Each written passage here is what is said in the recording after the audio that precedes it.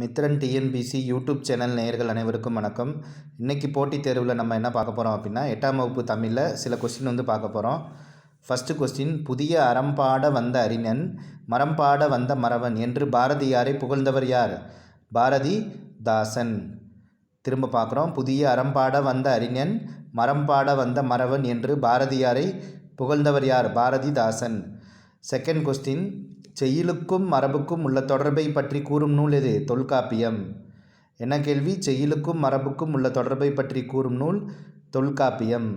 அடுத்த கேள்வி, நிலம் தீ நீர் வழி விசும்போடு ஐந்தும் என தொடங்கும் பாடல் வரி இடம்பெற்றுள்ள நூல் எது? தொல்காப்பியம். பாடல் கொடுத்து என்ன நூல்னு கேட்கலாம், இது முக்கியமான கேள்வி. அடுத்து, மொழிக்கு உரிய ஒழுங்குமுறை எவ்வாறு அழைக்கப்படும்? மரபு அப்படின்றாங்க. அடுத்த கொஸ்டின், முக்கியமான கேள்வி, இந்தியா விஜயா போன்ற இதழ்களை நடத்தி விடுதலை போராட்டத்திற்கு வித்திட்டவர் யார்? பாரதியார். என்னென்ன இதழ்? இந்தியா விஜயா. அடுத்து, மக்கள் வாழும் நிலப்பகுதியை குறிக்கும் சொல் என்னது? வைப்பு அப்படின்றாங்க.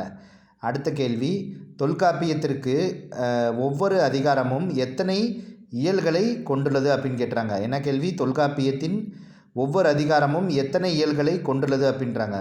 9 இயல்கள். இப்போ பார்த்த கேள்வி எல்லாமே முக்கியமான கேள்விகள் தான்.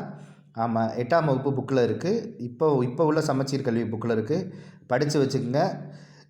எந்த கேள்வியுமே ஒமிட் பண்ண வேணாம், எல்லாத்தையுமே படித்து வச்சுங்க. அப்போ தான் தமிழில் ஃபுல் மார்க் எடுக்க முடியும். சரிங்களா? நம்ம சேனலை தொடர்ந்து சப்ஸ்கிரைப் பண்ணுங்கள், லைக் பண்ணுங்கள், ஷேர் பண்ணுங்கள், கமெண்ட் பண்ணுங்கள்.